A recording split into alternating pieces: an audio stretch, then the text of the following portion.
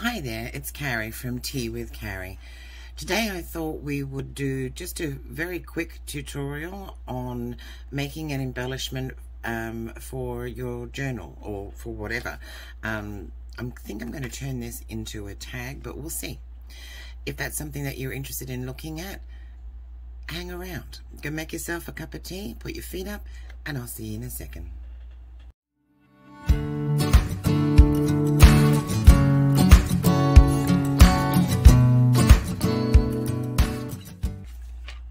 Okay, so I don't really have a good idea about what I want to do here, so I just pulled out some things that I thought would work well with it. Obviously my good old vintage photo distressing ink, I like that. Some of this black and white ribbon, I got this from the Dollar Tree actually. I just thought it goes well with that kind of rustic farmhouse feel. I pulled out a tag, and I thought I might put that here somewhere, you know, and then some lace, and I don't know, I was thinking perhaps across here like this, with maybe this threaded through here. I don't know, we'll see, you know, that's the thing, pull out what you have and play with it. You know, this is like a double-sided lace here, which clearly I cut up, and I'm thinking this might actually be nice right around the the neck of the jar there, you know, once we distress everything up. I think that's what we're going to do. Okay, so the first step in this would be to work on distressing the jar. So put all the other pieces aside for a second. So I think it just needs maybe grunging up a little bit around the edges. I don't think it needs too much. So, and again, I'm using here, it's just a makeup brush, a very dense makeup brush, which I purchased a set of them off Amazon. So I'm loading this up a lot actually on the brush, because I want it to come through fairly dark. And notice how some of it's coming through onto this piece, and that's good. I like that. So we just work around this part of the jar, I think. Right. And then I might get a thinner brush out, like one like this, that comes in the same set, and load that up, and then just get like loosely around there. You may not even see that with the lace on it, but it's worth doing. All right, so now I think this is a little bright for what I wanted, like it's a little too white. I know that it has got some of the browns in it already, but I really want it to tone that down a little bit. So without putting any more ink on my brush, I'm just going to lightly go over it, and I don't know whether that camera can pick that up or not, but it's taking that whiteness out of that image, that brightness out, so that it kind of looks a little bit more weathered. Right, so, and I think that's good for that. Okay, so the next thing I want to work on is this piece, and I think I'm going to do the same kind of thing around here, but I'm going to go an extra step, I think. So I'm just going to get the edges of this, and if you have a look, can you make out the way that I've cut this out? When you cut something out from a sheet, that's what they call fussy cutting. And I'm really, really bad at it. I can't cut an even line to save myself. But the beauty of the vintage stuff is that it's not perfect, and that's all part of it. And I'm really proud, I'm really pleased with that, because, you know, my fussy cutting doesn't matter, or my lack of skills on the fussy cutting side doesn't really matter. Now you see this, right? So it has that darkness around the edges there. So that's one piece of that. So I'm going to put this one aside, and I'm going to grab another color. One that I like to use a lot is called Broken China, and it is like a kind of like a teal blue kind of thing, kind of not, you know.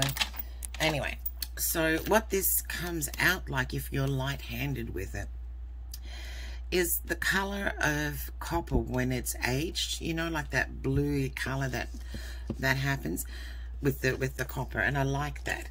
So what I'm going for here is I want this to really pop off the page here, and I mean that does look nice, but I think it can pop more. So I'm going to go over the top of what I just did here lightly, just to introduce that blue a little bit, not too much. And the problem with this, now be careful when using this particular blue, is that if you put too much on, it turns into the prettiest, brightest blue, and it's kind of not the effect that I'm going for here. Okay, so, but you see what I mean about the colors here? It really looks like that aged copper color, right? Now I'm going to put that on here, and you know, I think it can pop a little more. So now what I'm going to do, let's put this aside. I'm going to grab my, do I want black or do I want brown? I think I might want a brown here, just to give it some definition. So this is a watercolored pencil. Now I'm literally just dipping it in the water, right? And I'm going to use it just to edge this piece, right?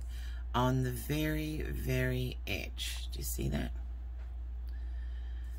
So it's just creating the slightest edge there.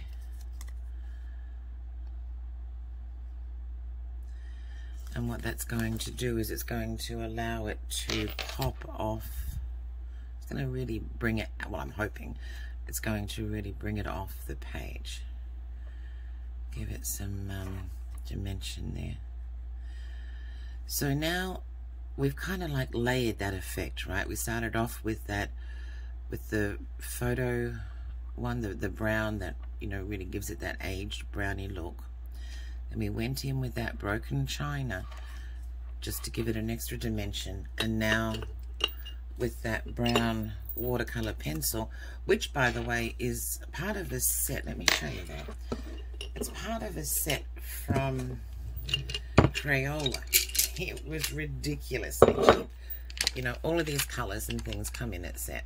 And it was like, I don't quote me exactly, but it's sort of like around the $10 mark for all of those, and they're all watercolors.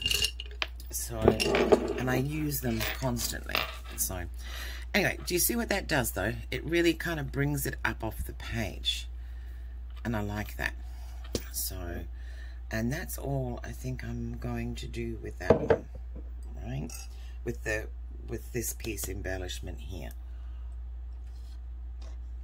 Now from here, I think I'm going to play with the lace. All right, I really do think that this is what I want here. Okay, so I am going to cut that to where I want it to be. I'm just gonna make it a little bit bigger. I might make it easier to thread that through. Okay, and then I can trim it down once I get done with it, right?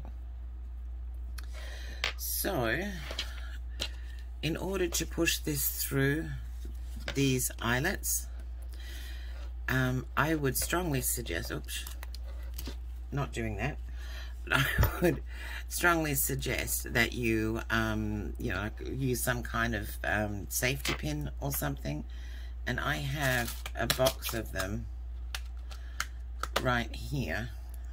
So I'm going to, and I actually, these might be something to pick up as well. I use these to suspend charms to things like, you know, the notebooks and things that the little booklets and stuff that I make. I use them for that. So just fold it in half, thread whatever kind of safety pin you have through it, close it up. Okay, now I've just left this on the roll for now, and then safety pin through the eyelets here, right, to run that ribbon through. I wouldn't take it through too many. Okay, let's just do it one at a time. Okay, so let's do this through that first one and pull it up.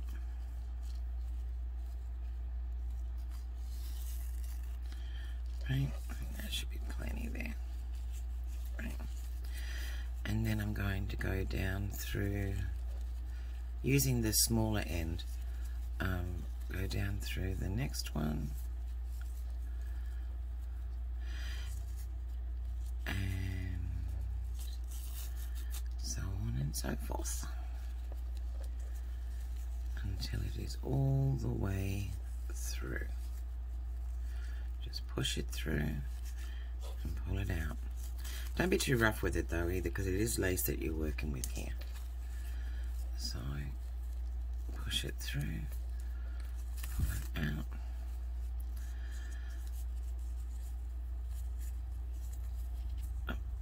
Push it through and pull that out. And I'm going to do in the last little piece here. Right, push it through and pull it out. So this ribbon is a bit fat for this particular lace, but I like that. You know, I like the way that that kind of turned out. Now it kind of unfolded on me a little there, but that's okay. I can pull that through until it's all folded. Right, there we go. So that's what I wanted. So what I think is I'm going to start to glue it from here down to here. Actually, I'm going to put the glue here, put this down, and then I'm going to trim it all up. Okay, so again, I have my Fabrifix, and remember, you squeeze it and then let it run down the tube. This one, however, is getting a little empty. So this is where I wanted it to go. So I'm just going to run it down there. And then if you let go of it, you shouldn't get that, to suck it back up, the tube there, you shouldn't get that volcano effect. You might, but you shouldn't. Helps with it. Alright, so from the edge of this, I want that to be on the edge of here. So I'm just going to glue that down there. Now I'm going to let that sit for a second so that it won't move around on me, because you know it's that tacky glue that I'm using here. And I want to be able to, you know, to trim it up and stuff. So it just needs a bit of a second there. Okay, so I think that's fine. So now I'm going to go in with my scissors here. And I'm just going to, from the edge here, trim that up a little bit. I'm going to trim this from this side. Right, but I'm going to leave a bit of the lace hanging off the edge like that, so it's like, can you see that from both sides? It's kind of like extra on both sides. Now just to shore that up a little bit, and so that I don't want this ribbon coming out, I'm going to just give it a little bit of a squirt of glue right in there, and on the other side here, making sure that that glob of glue goes into the lace and the ribbon. Okay, and what that'll do is it'll secure that ribbon inside that the lace eyelets. Okay, so now I want to attach this to here, and yeah, so let's just do that. Okay, so I'm going to again do here, squeeze, let it run down, and then oh, that didn't work. Squeeze, let it run down the tube, and then Bob's your uncle there. Right, try and get the edges as well without being too heavy-handed.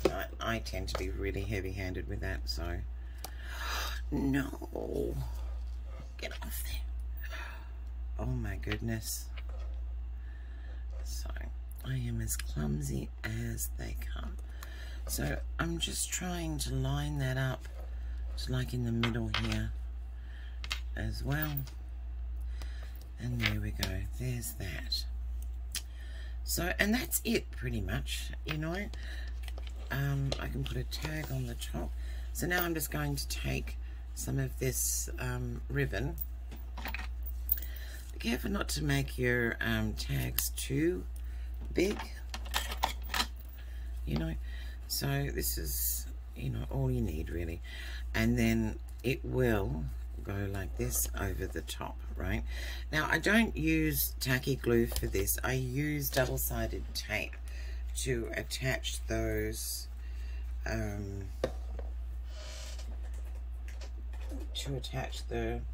the ribbon to it. Now you can get this from the Dollar Tree, or you can get a whole pack of it from like Amazon with different sizes and stuff, and that's what I tend to do. Alright, so, and notice that the bottom of this is all kind of like skew-if cut. I'm perfectly fine with that. I like that. I think it adds to it. So I'm just going to apply that there. Go back in a little bit from the very edge of the ribbon, right here. Or did I just cut that ribbon? I just cut the ribbon. Oh gosh. Alright, so try again. Alright, so that's about what I want there. Let's try again. So, put a little bit on here, leaving it back a little bit from the edge, and try to not do what I just did and cut the ribbon as well. And there is stuff everywhere, right? And cut it back a little bit so that you have a good clean edge there, right? Oh, that's terrible. Alright, and then the same for the bottom here. You want to do that there. Pull it back a touch so that you can cut it just shy of the edge there. Right? So there's a trick with this stuff. The backing doesn't really like to come off easily. So if you squish it hard down into the actual fabric, it will come off, the backing will come off easier. And I tend to use a see, that's not quite done there, the cutting tool to help me pull that back, right? So that one's off. Okay, so now I'm going to find the middle here, and then I'm just going to adhere that piece to the middle there to cut that piece off too. And now I'm going to do the same on this side here, making sure that that glue is pushed down into that fabric, and then use the blade to pull that paper back. There we go. Okay, so, and then bringing this down and securing it just, you know, on the other side exactly where the other one was. So now I'm going to clean this up. Just trim that off there. I mean, if you like it, you can leave it. It's not a big deal. As I said, there are no rules here whatsoever. Now that's the front of it done. I actually kind of like that. I like the way that that turned out, you know.